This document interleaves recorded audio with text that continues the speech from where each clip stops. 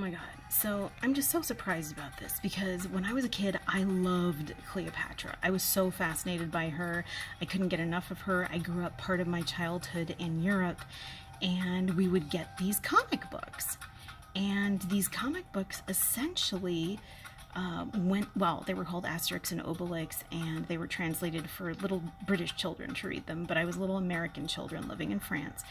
And I would read these books, and I was so fascinated by Cleopatra, and I was so mesmerized by her beauty, cartoon depiction, big nose and all. But I never heard the truth of the other aspect of her life, or the other aspect of her lineage and heritage. How many Cleopatras are there? 7 Cleopatras. Technically, there were 7 Cleopatras, the last one being the best known as the last queen of Egypt and being with Caesar and Antony, but whatever. I actually thought it was Mark Antony, but okay. However, Cleopatra had a daughter, Cleopatra Selene. And it was so weird because I first heard that there were 7 Cleopatras, actually 6. I didn't even hear of 7, I heard of 6. But when I would type in Cleopatra 6 or 6 Cleopatras, Google would yield nothing to me. But basically, I heard about it from this play that I saw in December. It was a woman's empowerment play about speaking up and embracing your talents and not questioning what your family or anyone had told you growing up. And all the chicks dug it, the men not so much. But in any case, there were 2 Cleopatras in the play, and they were bickering cross-generationally because apparently the spirit of these 2 Cleopatras lived in the woman who was the protagonist in the play.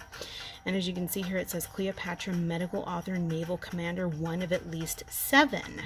So it was 7. And this, from what I understand, is the more accurate depiction of what she looked like. Now, in researching Quora, when I typed in how many Cleopatras were there, the first answer to a question that came up was, how much has your home value gone up in the Inland Empire? So that I don't think has anything to do with that unless there is a subsection called Cleopatra, or it's run by someone named Cleopatra, and she's extending her royalty and her totalitarian reign, as it were, to us in the modern day. But no, that's not what I found. So this guy, Steve Theodore, MA History, Brown University, so he must know what he's talking about. He said 9 queens. The famous one is Cleopatra 7 of Egypt. Her daughter with Mark Antony. See, he says it right. Cleopatra Selene survived the Roman conquest. Augustus married her off to Juba, king of Mauretania. Cleopatra was a pretty common Macedonian name, so there was one more unrelated queen, Cleopatra Thea of the Seleucid Empire. But if we go down further, this guy says, I think it's a guy, says, I went through an ancient Egypt phase. Well, it depends. Technically, there were 7 Cleopatras, with one last one being the best known as the last queen of Egypt and being with Caesar and Antony, but whatever. However, Cleopatra had a daughter, Cleopatra Selene, too, so he puts a 2 on it. History-wise, they're both different, but still the same name. So if we're going by those who share a name with a powerful queen, then 7. If we count her daughter and namesake, then 9. Well, I'm sure there were a lot more people who shared the name with Cleopatra, but whatever. So to say whatever, finally, I Googled it, and Google actually did let me look up all of the different Cleopatras. So the first one, Cleopatra I Sarah. Cleopatra I Sarah was a princess of the Seleucid Empire, queen of Ptolemaic Egypt by marriage to Ptolemy V of Egypt, and a regent of Egypt during the minority of their son Ptolemy VI, from her husband's death in 180 BC until her own death in 176 BC. Okay, then going on, Cleopatra II was a queen of Ptolemaic Egypt who ruled from 175 to 116 BC with 2 successive brother husbands. Oh, that's crazy, brother husbands and daughter, often in rivalry with her brother Ptolemy VIII. Her brother Ptolemy VIII. And that's weird to me too, because all these Ptolemies ruled Egypt, but when I was a kid in 7th grade, we learned of Ptolemy, and he lived in AD, and he was quite the scientist. Now there's a good chance that he was named after all these Ptolemies, but it's weird because Ptolemy was never mentioned in any other capacity, just as the scientist and the observational thinker. And then we've got Cleopatra III of Egypt. Cleopatra III was queen of Egypt and ruled at first with her mother Cleopatra II and her husband Ptolemy VIII from 142 to 131 BC and again from 127 to 116 BC. She then ruled with her sons Ptolemy IX and Ptolemy X from 116 to 101 BC. Now we got Cleopatra IV in televised colors, so refreshing. Cleopatra IV was queen of Egypt briefly from 116 to 115 BC, jointly with her husband Ptolemy IX Lathros. She later became queen consort of Syria as the wife of Antiochus IX. So this is a name that sounds like a sneeze. Then you got your Cleopatra V of Egypt. Cleopatra V, Tryphone of Egypt, was a Ptolemaic queen of Egypt. She is the only surely attested wife of Ptolemy 12. Yeah, I have so much trouble with the Roman numerals. Her only known child is Bernice of 4, but she was also probably the mother of Cleopatra 7. They don't know. So weird. I thought these people kept really, really up-to-date records of lineages, so that's already strange. Cleopatra VI, Tryphone, was an Egyptian Ptolemaic queen. She may be identical to Cleopatra V, and that's weird too, because again, I thought these people kept really good records, but anyway. There were at least 2, perhaps 3 Ptolemaic women called Cleopatra Tryphone.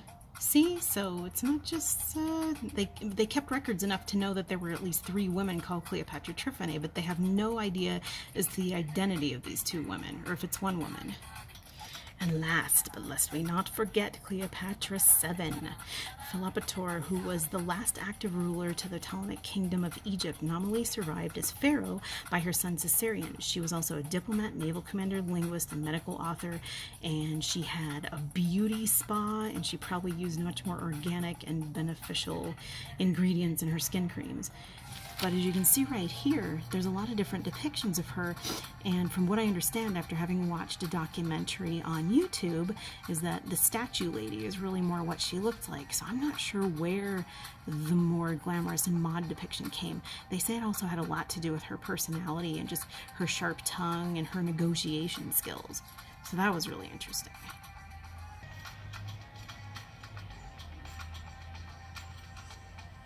So anyway, that's just like why I was so shocked when I heard that there were 6 or 7 Cleopatras or more famous royal Cleopatras, and why I would not have heard about that before, or that it was kind of a matriarchal lineage, which I think was the thing that really hit home in the play too, was that it was talking about matriarchy, society's realm. But yeah, it was just something that I so much enjoyed from my childhood. Asterix and Cleopatra, oh my gosh, I just still love these books. And of course there were a few like really, really, really good jokes about how when Asterix and Obelix went to Egypt, and Obelix was like the big hefty boar, and he talks to the scribe and he says, "How do you say talk?" And of course the scribe says it in perfectly beautiful hieroglyphics. And then he says it to the enemy guy, and he says it in a broken accent. You can tell by the broken hieroglyphics.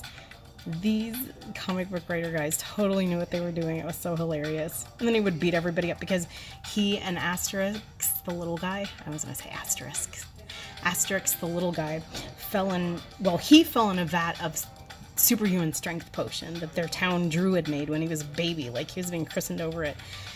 But then little Asterix always has to drink it every time they want to fight somebody, and they kept it attached to their belts. They're like Gaulish villagers, but it was so funny.